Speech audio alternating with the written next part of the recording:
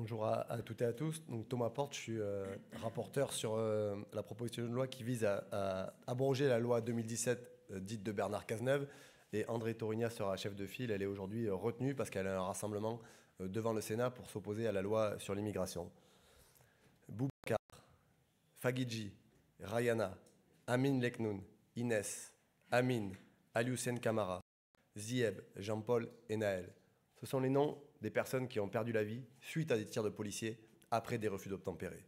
Depuis le 1er janvier 2022, ce sont 15 personnes qui sont décédées sous les balles des policiers. Le nombre de tirs mortels a augmenté depuis la loi votée par Bernard Cazeneuve et par une majorité à l'Assemblée en 2017. Je vous donne quelques chiffres parce que Gérald Darmanin vient souvent à la télé et dans l'hémicycle tordre la réalité et mentir.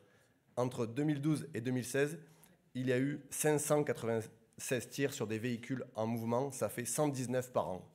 Entre 2017 et 2022, après l'adoption de la loi, il y a eu 967 tirs, soit 161 par an. Et Gérald Darmanin ose venir dans l'hémicycle dire que le nombre de tirs sur les véhicules en mouvement et le nombre de tirs mortels ont baissé. Les chiffres montrent l'inverse. Il y a eu une augmentation de plus de 35% depuis 2017 et cette loi-là. C'est pour nous un travail de longue haleine. Déjà, avec d'autres parlementaires de la France Insoumise, notamment avec Hugo, nous avions déposé une proposition pour avoir une commission d'enquête sur cette loi qui entraîne, je le redis, un nombre de tirs mortels et de décès qui sont absolument inadmissibles.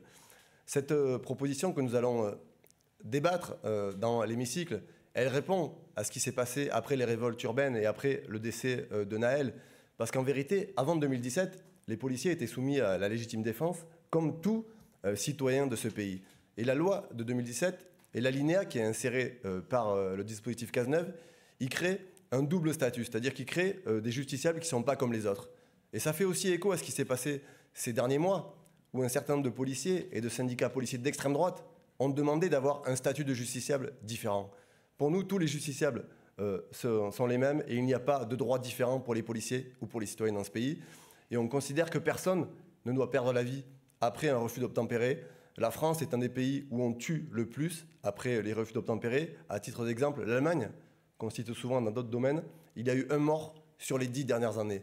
Donc c'est aussi un moment pour montrer qu'on peut faire différemment, que d'autres techniques d'intervention sont possibles et que si la peine de mort a été abolie en France, nous ne sommes pas pour qu'elle soit rétablie, notamment dans le cadre de dispositifs législatifs qui permettent aux policiers de tirer, d'être couverts après et d'évoquer une légitime défense qui en vérité n'existe pas puisqu'ils ont un statut de privilégié.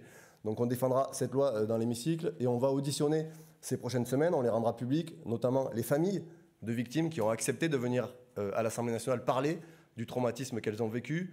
On va auditionner un certain nombre de chercheurs qui vont expliquer comment cette loi a entraîné une hausse des tirs. On a aussi demandé l'audition de Gérald Darmanin. On ne sait pas s'il va répondre favorablement. On a demandé celle de Bernard Cazeneuve, des syndicats policiers aussi, et d'un certain nombre d'avocats qui vont venir expliquer combien cette loi a eu des conséquences, à la fois sur des gens qui ont perdu la vie, mais sur des dizaines d'affaires où des gens ont aussi été victimes de tirs, sans être touchés mortellement, mais ont des séquelles parce qu'ils ont été blessés gravement à la suite des refus d'obtempérer. Merci.